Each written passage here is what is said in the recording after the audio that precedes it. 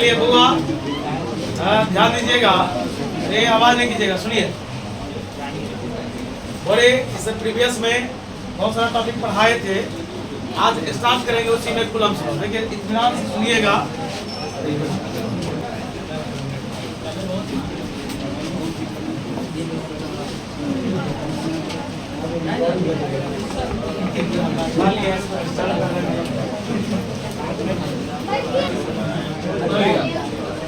और ये स्टार्ट करते हैं ताकि आपको समझने में प्रॉब्लम नहीं होनी चाहिए।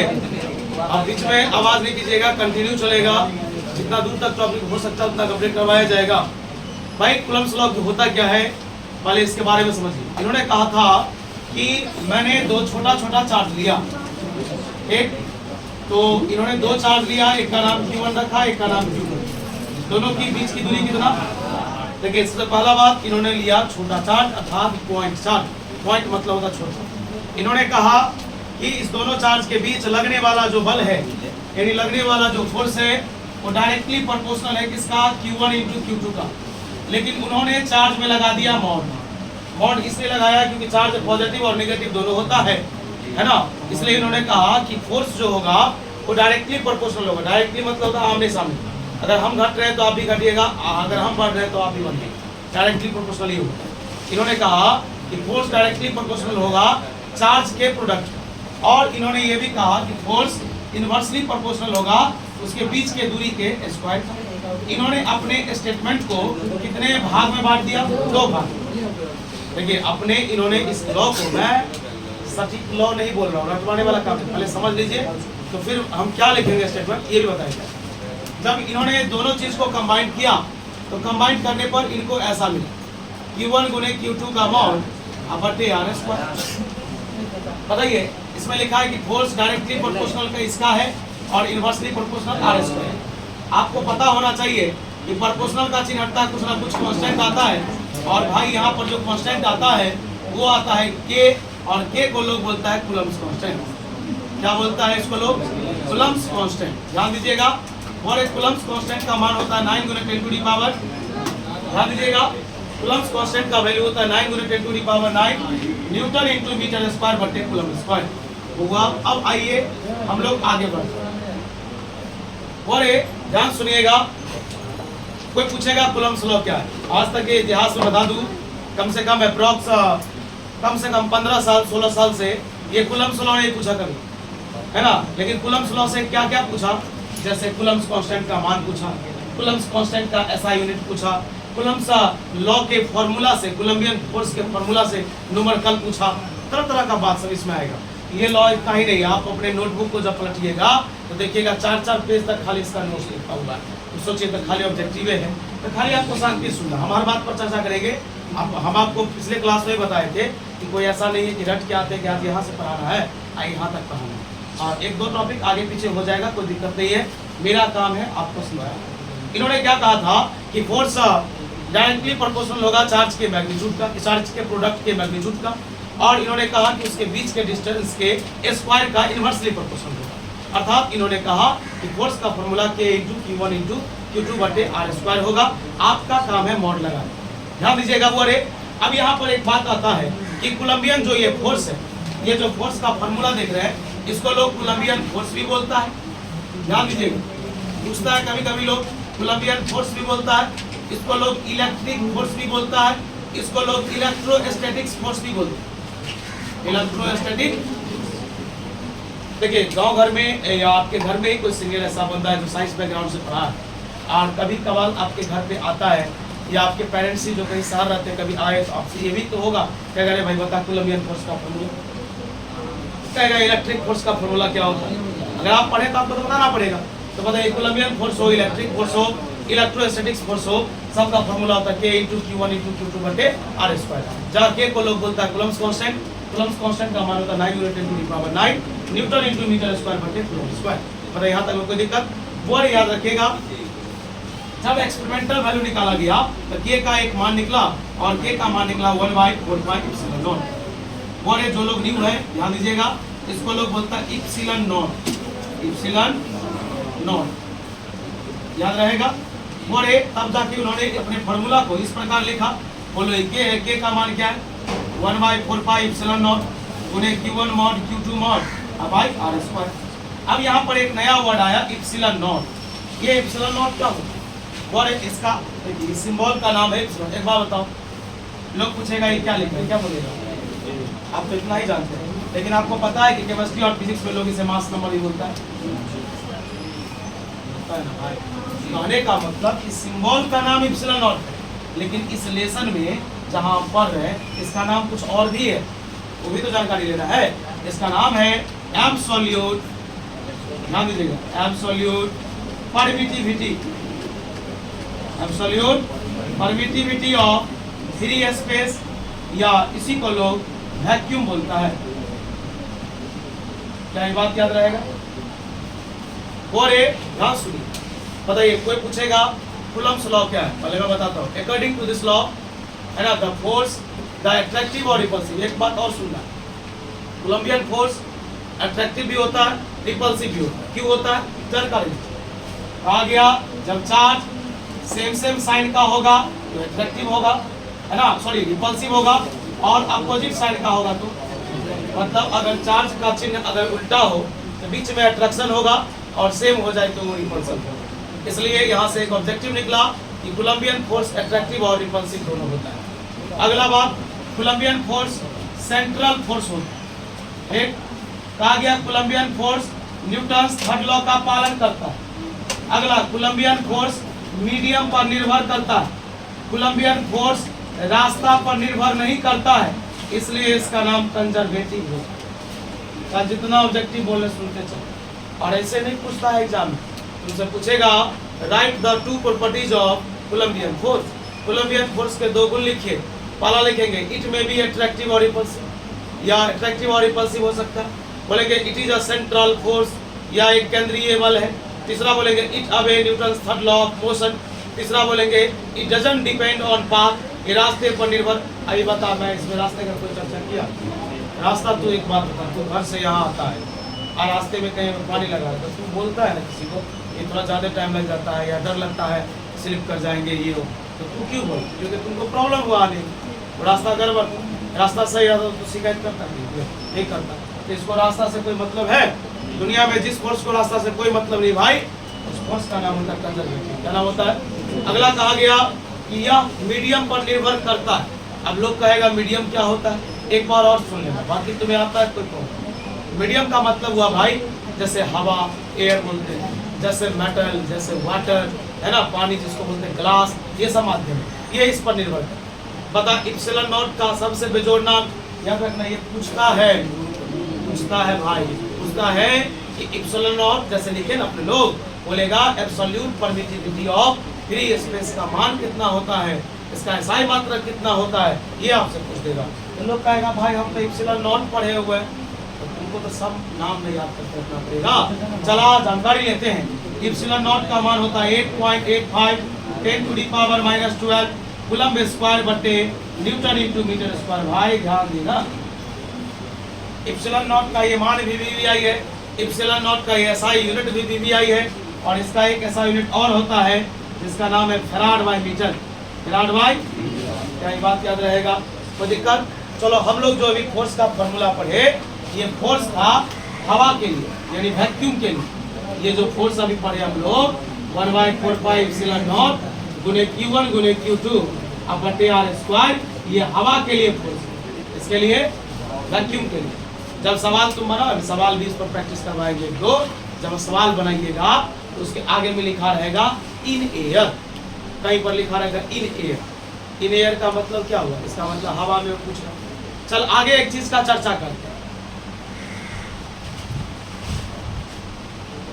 ध्यान दीजिएगा। बोले अगर मीडियम की बात करें, फोर्स मीडियम में कितना होगा? इसका फॉर्मूला होता है 1/4 पाई एप्सिलॉन गुने Q1 मॉड Q2 मॉड अब बटे आर स्क्वायर। लोग कहेगा ये एप्सिलॉन, भाई एप्सिलॉन का मान होता है, एप्सिलॉन बराबर होता है एप्सिलॉन नॉट गुने एप्सिलॉन। मतलब अगर माध्यम में बात की जाए, किसमें? माध्यम में। अगर मीडियम में फोर्स की बात की जाए तो उसका एक फार्मूला ये होता है, और एक फार्मूला होता है एप्सिलॉन नॉट गुने एप्सिलॉन आर गुने Q1 गुने Q2 बटे आर स्क्वायर। भाई इसको आप और अच्छा से लिख सकते हैं। बोलिए तो ये किसका मान है? कहीं पर देखे नहीं, किसका मान है? के का, कहीं पर तो लिखे है ना के का मान। आइए बोले के का मान है, इसलिए कहीं कहीं पर ऐसा ही पूछा जाता है के बटे एप्सिलॉन आर गुने Q1 गुने Q2 बटे आर स्क्वायर होगा। बताइए, हम लोग अभी दो प्रकार का फोर्स पढ़े, ध्यान दीजिएगा। एक फोर्स मीडियम में पढ़े, एक फोर्स वैक्यूम में पढ़े, यानी एक निर्वात में पढ़े और एक माध्यम में। आइए हम आपको बताते हैं एक नया वर्ड। कोई पूछेगा इप्सिलॉन आर क्या होता है? इप्सिलॉन आर क्या होता है? एक बात बता, अभी जस्ट न तू लिखा है कि देखो यहाँ पर तू क्या लिखा है जल्दी बता। इप्सिलॉन बराबर इप्सिलॉन नॉट गुने इप्सिलॉन, बताइए गुना इधर आएगा तो यानी कि इप्सिलॉन बटे इप्सिलॉन नॉट। और ये जो तुम देख रहे हो ना, ये जो आप देख रहे हैं इप्सिलॉन आर, और इसी को लोग दूसरे शब्दों में डाइइलेक्ट्रिक कांस्टेंट बोलते हैं। डाइइलेक्ट्रिक, देखिए जो जो चीज बोल रहे हैं हम एक बार और रिमाइंड करेंगे, बोर्ड पर देख रहे हैं मिट नहीं रहा है, एक लाइन से फिर चले आएंगे यहाँ। बोले बताइए डाइइलेक्ट्रिक कांस्टेंट, डाइइलेक्ट्रिक कांस्टेंट लोग के से भी दिखाता है ना, कभी कभी लोग इसको के से भी दिखाता है, लेकिन याद रखना अब जो बोल रहे हैं बता। डाइइलेक्ट्रिक कांस्टेंट का मान हवा के लिए बता, ये कुछ भी कर दो बोले, वाटर के लिए बता, मेटल के लिए इन्फिनाइट, और ग्लास जो होता है ना शीशा 5 से लेकर 10, 5 से लेकर। बोले ये क्यों बदलता है मानना कि शीशा बहुत रंग का होता है। कभी गूगल पे मोबाइल वगैरह यूज करता है, सर्च करके देखना, वैरायटी का ग्लास होता है, इसलिए उसका वैल्यू भी अलग अलग होता है और उसका मान कहाँ से कहाँ तक बदल जाता है, 5 से लेकर 10 तक। बोल डाइइलेक्ट्रिक कांस्टेंट का मान हवा के लिए बता, वाटर के लिए, मेटल के लिए बता, ग्लास के लिए 5 से लेकर। भाई एक बात और करना चाहते हैं, और एक टॉपिक का नाम है, कोई पूछेगा आपसे कि डाइइलेक्ट्रिक कांस्टेंट क्या होता है? डाइइलेक्ट्रिक कांस्टेंट क्या होता है भाई? जिसको लोग किससे दिखाता है, वो ये VVI क्वेश्चन है आपके लिए। VVI ध्यान सुनाओ, the ratio of force in vacuum to the force in medium. बता, the ratio of force in vacuum और फोर्स इन मीडियम। जो वैक्यूम में फोर्स है वो, जो मीडियम में फोर्स है वो, दोनों का जो अनुपात होता है उसी अनुपात को लोग क्या बोलते हैं? Dielectric constant.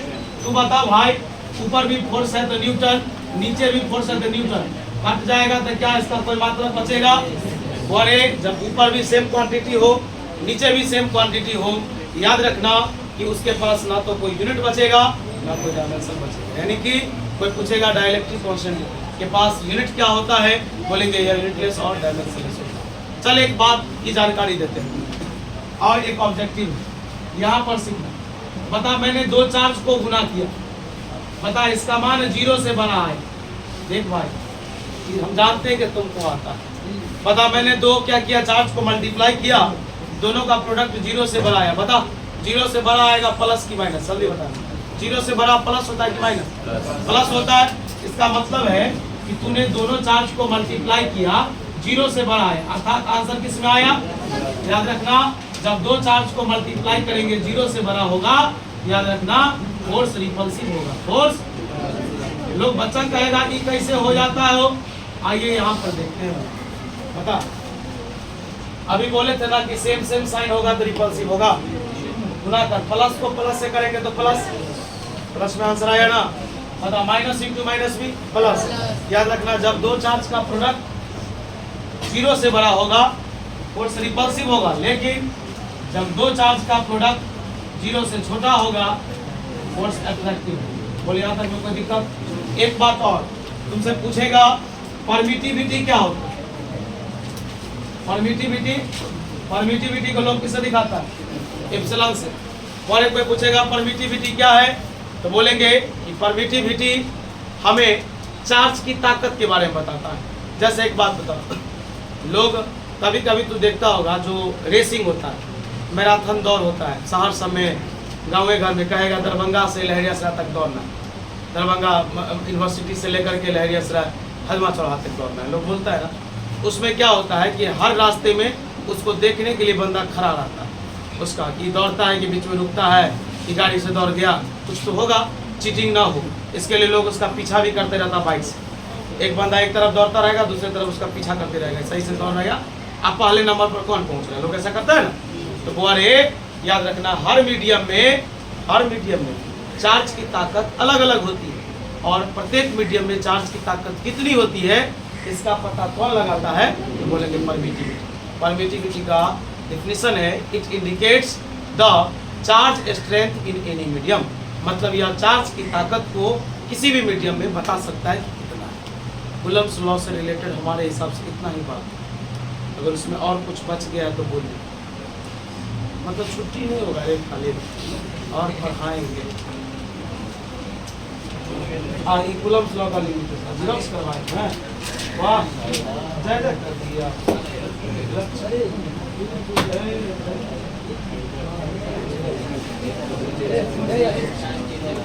आइए देखिए एक बार और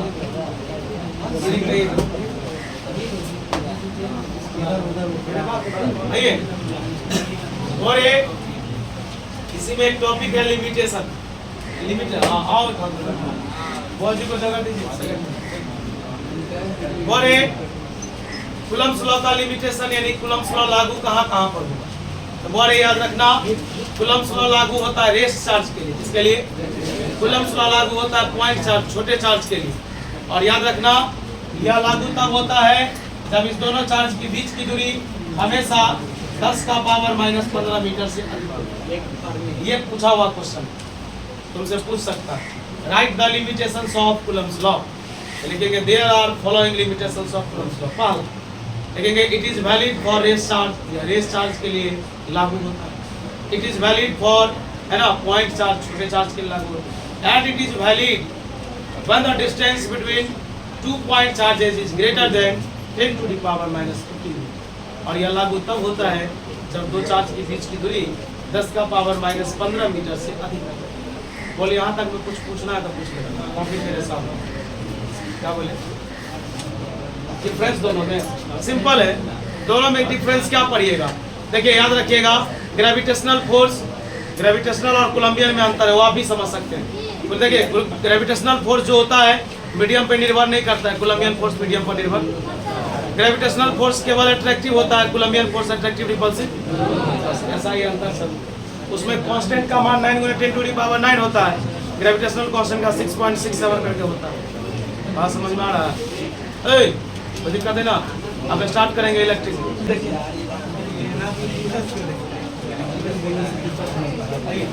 और एक इलेक्ट्रिक फील्ड ध्यान दीजिएगा भाई, एक मिनट और आपको पूछना है इसमें कुछ भाई, एक बार और बार बोल रहे हैं। इसमें हाँ 2 चीज छोड़ दी है, सुन लीजिए। वो बताने से भी कोई फायदा नहीं है, लेकिन हाँ फायदा होगा, एग्जाम में आएगा। डायमेंशन फार्मूला 2 चीज का, वो अपने कॉपी में देखना, उसमें लिखा होगा डायमेंशन फार्मूला कूलम्ब्स कांस्टेंट का और एप्सिलॉन नॉट का। वो हम समझा भी देंगे, फिर भी तुमको याद करना ही पड़ेगा।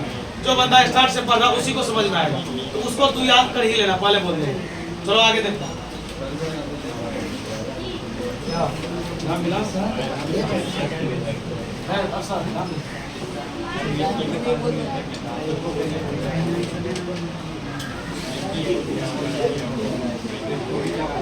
बुआ। अब अपना टॉपिक स्टार्ट होता है इलेक्ट्रिक फील्ड। इलेक्ट्रिक फील्ड तो इम्पोर्टेंट नहीं है बुआ, ध्यान दीजिए सभी लोग। सबसे इम्पोर्टेंट है इसमें इलेक्ट्रिक फील्ड इंटेंसिटी। पहले हम लोग जान लेते हैं कि इलेक्ट्रिक फील्ड क्या होता है। कहा गया कि मैंने एक चार्ज को रखा, किसी जगह पर मैंने चार्ज को, ये चार्ज क्या किया, अपने चारों तरफ एक प्रकार के क्षेत्र को उत्पन्न किया। बताइए चार्ज तो रेस्ट में रहा होगा, पढ़ाई तो रेस्ट का हो रहा। 2 मिनट सुन तो लो। मैंने एक रेस्ट चार्ज को रखा, अगर ये मूविंग चार्ज होता तो ये मैग्नेटिक फील्ड हो जाता, अगर ये चार्ज गति में होता तो मैग्नेट हो जाता फिर ये। लेकिन अभी पढ़ाई किसका हो रहा है, इलेक्ट्रोस्टैटिक्स का। तो मैंने एक चार्ज रखा, चार्ज किसमें बोलो, ये अपने चारों तरफ क्या किया, एक प्रकार के फील्ड को उत्पन्न किया, और उसी फील्ड का नाम क्या होगा। यानी दुनिया में जहाँ चार्ज है समझ जाओ वहाँ पर क्या फील्ड है, याद रहेगा। दुनिया में जहाँ चार्ज है वहाँ फील्ड है। लेकिन याद रखना जब चार्ज रेस्ट में होगा तो इलेक्ट्रिक फील्ड, लेकिन जब चार्ज गति में होगा, मोशन में होगा तो मैग्नेटिक फील्ड। क्या ये बात याद रहेगा? क्या कोई समस्या? भाई ये कुछ नहीं है, बोर्ड में नहीं पूछेगा ये, लेकिन अब जो पढ़ा रहे वो पूछेगा। ये वाला electric field intensity 2 marks sure. Electric field intensity, electric field भाई इसको लोग ई से दिखाता है। देख इसका डेफिनेशन क्या है, कहा गया the electric force per unit test charge होगा। वेट करो थोड़ा देर। कहा गया the electric force per unit test charge और टेस्ट चार्ज का मतलब होता है छोटा चार्ज, छोटा भाग्य प्रति इकाई आवेश में जो इलेक्ट्रिक फोर्स उत्पन्न होता है उसी को लोग इलेक्ट्रिक फील्ड इंटेंसिटी बोलता है। अर्थात इसका फॉर्मूला हो गया E बराबर F बाई क्यू, E बराबर F बाई, ये पहला फॉर्मूला है इलेक्ट्रिक फील्ड इंटेंसिटी का। और इसका डेफिनेशन याद रहेगा, the electric force per unit distance या पर यूनिट पॉइंट, इसको क्या कहलाएगा, इलेक्ट्रिक फील्ड इंटेंसिटी। अब ये तो इलेक्ट्रिक फोर्स नहीं पढ़ाए थे, कोलंबियन फोर्स का ही नाम क्या है, ये तो पढ़ा है। बता और कोई पूछेगा ये कैसा क्वांटिटी बोलना, वेक्टर क्वांटिटी, कैसा, और ये इलेक्ट्रिक फील्ड इंटेंसिटी कैसा क्वांटिटी। याद रखना इसका जो डायरेक्शन होगा, इसका डायरेक्शन फोर्स के तरफ होगा, किसके तरफ, दूसरा इसका एसआई मात्रक होगा newton by coulomb, newton by, या इसका एसआई मात्रक होगा volt by metre, volt by, याद रहेगा। फिर से बोल, इलेक्ट्रिक फील्ड इंटेंसिटी कैसा क्वांटिटी, वेक्टर। बता इसका डायरेक्शन किधर होगा, बता इसका एसआई यूनिट क्या होगा, न्यूटन बाई या वोल्ट बाई। भाई इसका डायमेंशन ये तुम्हें याद करना पड़ेगा, देख डायमेंशन यहाँ डिराइव करते हैं। भाई ये फोर्स है, फोर्स का होता है mlt का पावर, और चार्ज का होता है it, कि कहाँ जाएगा, t एक बार I एक बार, mlt का पावर -2, I का पावर -1, t का पावर, सॉल्व करेंगे तो mlt का पावर, बता -2 माइनस है। भाई ये तुमको याद करना पड़ेगा। बता इलेक्ट्रिक फील्ड इंटेंसिटी का डायमेंशन क्या होता है, बोलो, mlt का पावर -3, I का पावर। ये पूछेगा, एक और डायमेंशन पूछेगा पूरे फिजिक्स में श्योर है। अब किसका पूछेगा ये पता नहीं, लेकिन पूछेगा। तो बता इलेक्ट्रिक फील्ड इंटेंसिटी कोई पूछेगा कैसा क्वांटिटी, बता इसका डायरेक्शन किधर होगा, इसका एसआई यूनिट न्यूटन बाई या वोल्ट बाई, इसका डायमेंशन mlt का पावर -3, I का पावर। चल एक बात और बता, जब चार्ज पॉजिटिव होगा तो फील्ड इससे दूर भागेगा, लेकिन जब चार्ज नेगेटिव होगा तो फील्ड इसके, बता ये बात में कोई दिक्कत, पहलवान कोई दिक्कत है ना। बता जब चार्ज पॉजिटिव तो फील्ड से दूर जाएगा, जब चार्ज नेगेटिव तो फील्ड इसके तरफ जाएगा। एक बात बता, अभी तूने एक फॉर्मूला पढ़ा E बराबर F बाई क्यू, बता क्या F का फॉर्मूला निकाल सकते हो, बता F बराबर फॉर्मूला क्या होगा। इससे बहुत नंबर का पूछता है, नंबर का पूछेगा क्या, जो मैंने लिखाया है ना उसके नीचे नंबर का वैसा ही पूछेगा एग्जाम में, उससे थोड़ा भी बाहर नहीं हो सकता। अब डिजिट चेंज हो जाएगा, मोबाइल बंद करो, क्या हो जाएगा, ध्यान दो। अरे बता E बराबर है बाई क्यू, तो बता F बराबर फॉर्मूला क्या होगा, क्यू ही। इलेक्ट्रिक फील्ड इंटेंसिटी कोई दिक्कत तो नहीं, लेकिन एक बात याद रखना, इलेक्ट्रिक फील्ड इंटेंसिटी का एक और फॉर्मूला है, और उस फॉर्मूला का नाम है AQ by R square, AQ by. पता कोई पूछेगा, वेट करो, कोई पूछेगा ये फॉर्मूला और ये फॉर्मूला कब लगेगा, ये फॉर्मूला कब लगेगा जब हमको कहेगा इतना दूरी पर निकालो, यानी जब दूरी दिया है, और ये फॉर्मूला तब लगेगा जब फोर्स दिया है। दोनों पर सवाल बता दो। बोल इलेक्ट्रिक फील्ड इंटेंसिटी से कुछ पूछना है, जल्दी बोल, जल्दी लेट हो रहा, जल्दी बोल। बता था जो फोर्स पाथ का विवर्तन करता उसको लोग क्या बोलता है, अभी पढ़ाए थे कल नहीं पढ़े नहीं है, नहीं ना इसको याद है कि अभी ये बोलना नहीं चाह रहा, हल्का क्वेश्चन समय सुनाना चाहता है।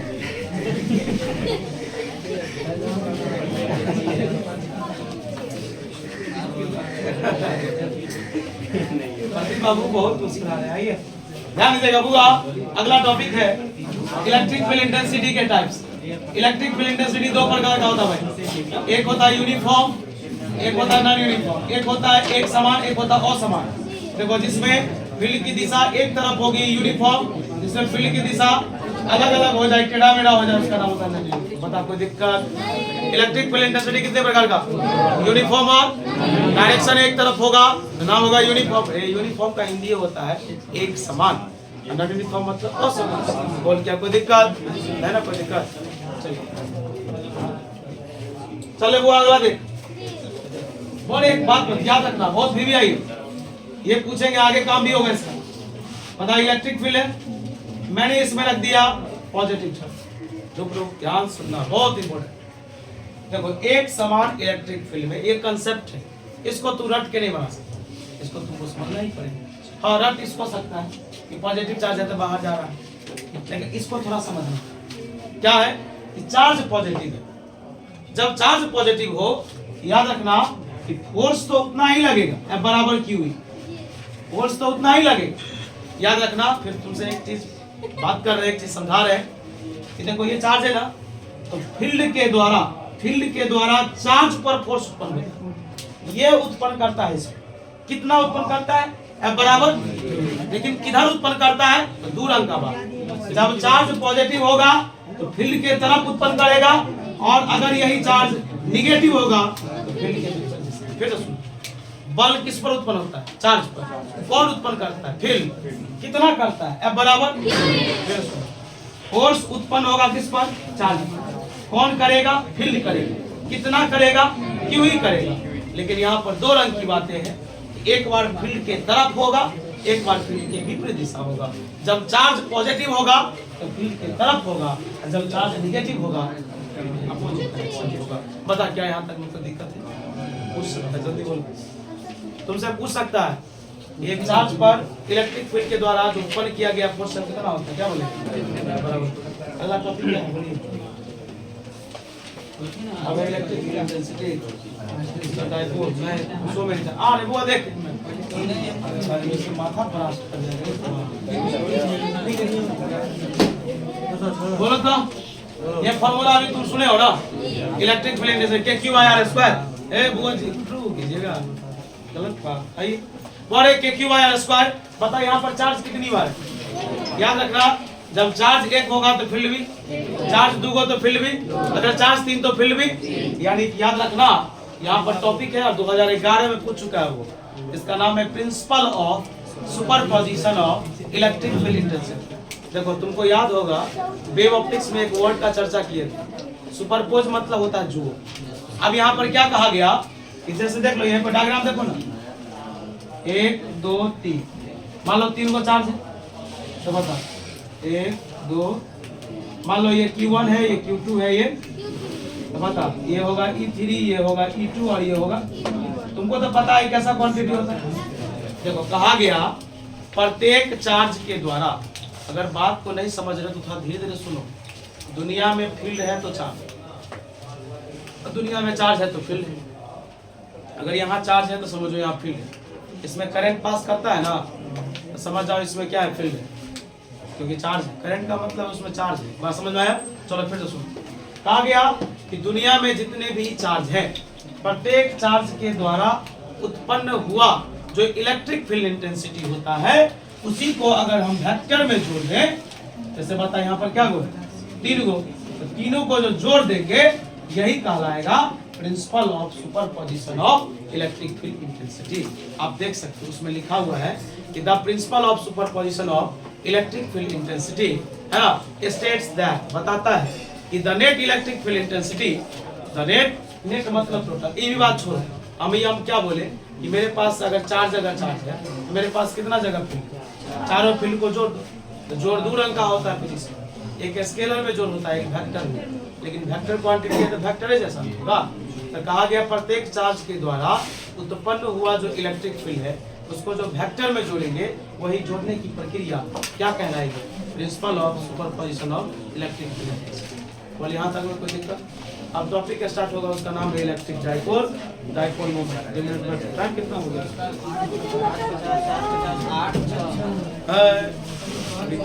बोलते समय नहीं मारी।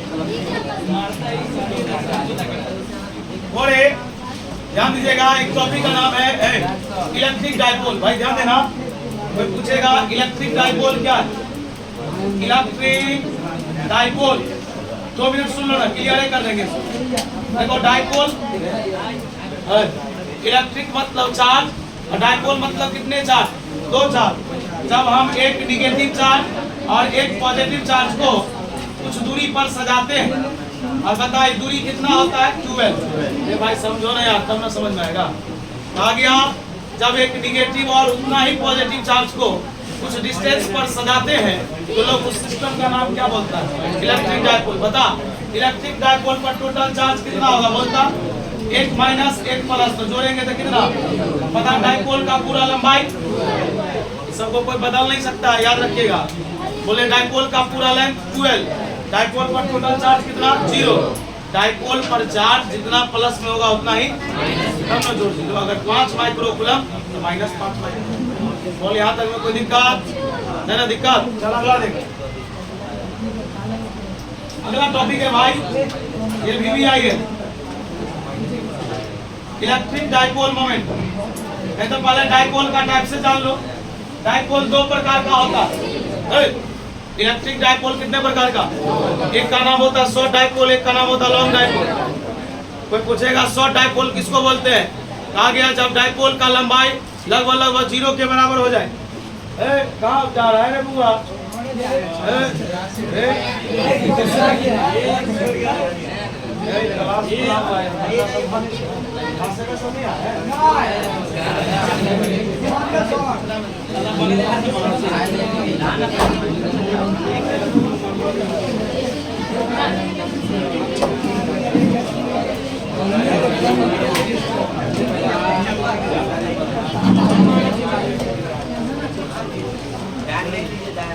चलो बोले डाइपोल दो तरह का है ना, ध्यान दीजिएगा।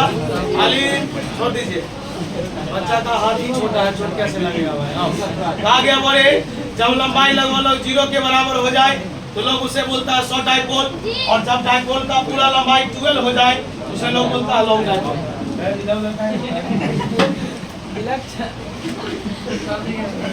करने वाला बच्चा नहीं है।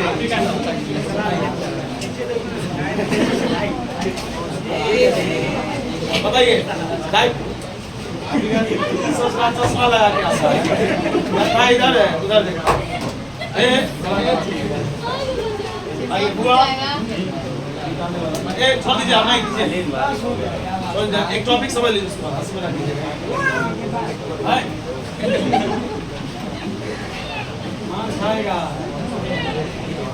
चल देख रहे भाई, इलेक्ट्रिक डाइपोल तो समझ गया भाई। दो चार्ज, एक पॉजिटिव एक निगेटिव। बता डाइपोल पर टोटल चार्ज 0, डाइपोल का पूरा लंबाई 12। डाइपोल कितने तरह का? Short dipole, long dipole. Short dipole का लंबाई लगभग 0 के बराबर, लॉन्ग डाइपोल का पूरा लंबाई 12। इससे भी आई चीज है जो बता आप नहीं करो, ध्यान देता तो उड़ जाएगा यार। इलेक्ट्रिक डाइपोल भाई, इसको लोग पी से दिखाते हैं। किससे? हुआ प्लीज ध्यान दो ना यार। देख मैंने दो चार्ज लिया, आज बता दे बुआ। देखो कुछ लोग को लगता होगा, होता है कि जो भाई ये सब चीज तो हम पढ़े ही हैं। रिवीजन का क्या मतलब होता है कि जो चीज पढ़े उसी को दोबारा पढ़े। हम आपको दोबारा बता रहे, अगर आपको अभी भी कोई चीज में इशू है तो आप डायरेक्टली पूछ सकते हैं। आप जानते हैं कितना मैग्नेट भी चाहेंगे तो खत्म कर लेंगे, हम जान के रोके बस, ये तो कभी भी खत्म कर सकते हैं। लेकिन आपको एक बात बताते चले, आप जितना दोबारा पढ़िएगा ना भाई, एक बार में अगर नहीं आप उतना सीख पाए हैं, दोबारा में भाई पूरा याद हो जाएगा, एक टॉपिक याद हो जाएगा। और अच्छा मार्क्स आपको तब आएगा जब आप पूरा टॉपिक। ठीक है ठीक है, देख लिए, छोड़ दीजिए। होगा डाइपोल मोमेंट का कहना क्या है कि दोनों में से कोई एक चार्ज, भाई ध्यान दीजिए ना, दोनों में से कोई एक चार्ज लीजिए। दोनों में से या तो माइनस वाला लीजिए या प्लस वाला लीजिए, और उसके बीच का डिस्टेंस लीजिए। हुआ ध्यान दीजिएगा, या तो माइनस वाला लीजिए या प्लस वाला लीजिए। इसलिए बोल रहे हैं दोनों में से कोई एक लीजिए, क्योंकि मोड लगा है। अब माइनस में मोड लगाने पर हो जाता है प्लस, अर्थात मेरे पास एक फॉर्मूला आया P बराबर Q इंटू 12। यही फॉर्मूला है किसका? इलेक्ट्रिक डाइपोल मोमेंट का। किसका फॉर्मूला है? और एक इलेक्ट्रिक डाइपोल मोमेंट एक प्रकार का वेक्टर क्वांटिटी है। इसका डायरेक्शन माइनस से किधर होता है? पूछवे कर तो होगा। इसका SI मात्रा कूलम इंटू इसका डायमेंशन IT गुने L। क्या ये ऑब्जेक्टिव याद रहेगा? बता इलेक्ट्रिक डाइपोल मोमेंट कैसा क्वांटिटी?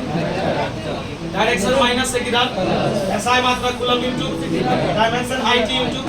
तो एक बात और बताएगा लास्ट, बता इलेक्ट्रिक डाइपोल, ध्यान दो, इलेक्ट्रिक डाइपोल मोमेंट में हम दोनों चार्ज लेते हैं या दोनों में से कोई एक लेते हैं? दोनों में से। क्या कोई समस्या? और आज हम डाइपोल मोमेंट तक आपको बता दिए हैं, ध्यान सुनिएगा। डाइपोल मोमेंट तक हम आपको बताए हैं। इसके बाद अगला टॉपिक जो अपना होगा वो इलेक्ट्रिक लाइन्स ऑफ फोर्स होगा, इलेक्ट्रिक फ्लक्स होगा। देखिए ये जो क्लास 1.5 महीना चला था भाई, उसको हम समेटना चाह रहे हैं 5 से 7 दिन में, 4 दिन में। ज़्यादा ज़्यादा तो पढ़ाना ही पड़ेगा, तब ये समता आएगा। और एक प्रयास कीजिए, आज पढ़ा दिए हैं, कल से क्लास 1-2 दिन रहेगा पर्व है। हाँ, क्योंकि उसी का रुझान देखने को आपको मिल रहा होगा, बच्चा लोग नहीं आए नहीं मालिया। एक्चुअली क्या है, तो आप एक काम कीजिएगा, या तो पर्व को सेलिब्रेट कीजिए, हमें 2 ही बात जानते हैं, या नहीं तो आप दबा के पढ़ाई कीजिए। चुके हैं। आज के लिए इतना ही है, घर सुबह जाएगा यार।